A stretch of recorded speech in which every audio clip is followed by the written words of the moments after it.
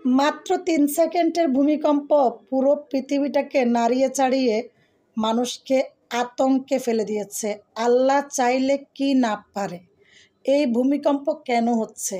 এই ভূমিকম্প হচ্ছে যারা ন্যায়ের আসনে বসে অন্যায় কাজ করতেছে, যারা সঠিক বিচার করার কথা বাদ দিয়ে অবিচার করতেছে, যারা জুলুম করতেছে, যারা 5 তলা 10 তলাতে উঠে একতলার মানুষদেরকে পায়ের তলায় পিষে মারার চেষ্টা করতেছে, যারা বিল্ডিংয়ের অহংকার করতেছে, যারা টাকার অহংকার করতেছে, শুধুমাত্র এই অন্যায়কারীদের জন্য, যারা মানুষ হয়ে মানুষের উপর জুলুম করতেছে, অন্যায় করতেছে, এক মানুষ হয়ে আরেক মানুষকে ঠকাচ্ছে, যার কোনো কাগজপত্র কিছুই নাই, কিন্তু যাদের অরিজিনাল কাগজপত্র আছে তাদেরকে জায়গা থেকে সরিয়ে দেওয়ার চেষ্টা করতেছে, তাদের কোনো ডকুমেন্টস নেই, জায়গা নাই, জায়গার কাগজপত্র নাই, তারা কিন্তু বলতেছে আমার জায়গা, আমার বাড়ি, আমার ঘর।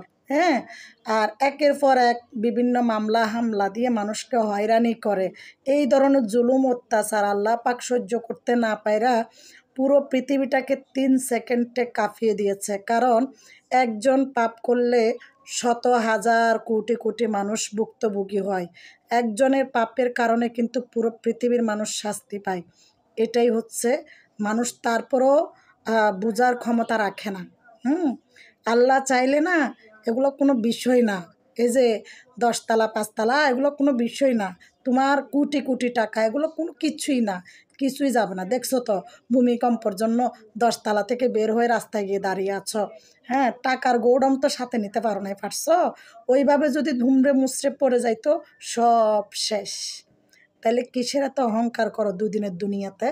হ্যাঁ, দুদিনের দুনিয়াতে অহংকার না কইরা হেসে মানুষের সাথে সবার সাথে মিলেমিশে থেকে এই পৃথিবীতে দিনটা কাটিয়ে দাও না। হ্যাঁ, আজকে মরলে কালকে 2 দিন, কিসের এত অহংকার?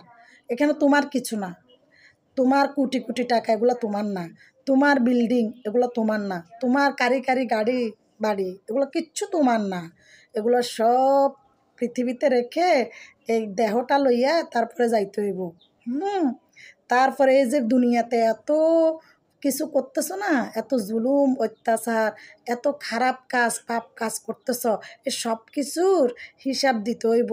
ভূমিকম্পের মধ্যে যাও আর অ্যাক্সিডেন্টে মরো, আর তোমারে কেউ মেরে ফেলোক বা তুমি এমনি মরে যাও, কিন্তু হিসাব থেকে মাপ যাবা না, হিসাব তোমায় দিতে হবে।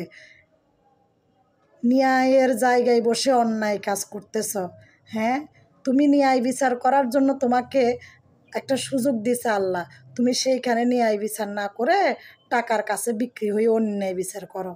হুম 3 সেকেন্ডের 3 সেকেন্ডের ভূমিকম্প তোমাকে সুযোগ দিছে, নেক্সট টাইম আর সুযোগ দিবে না।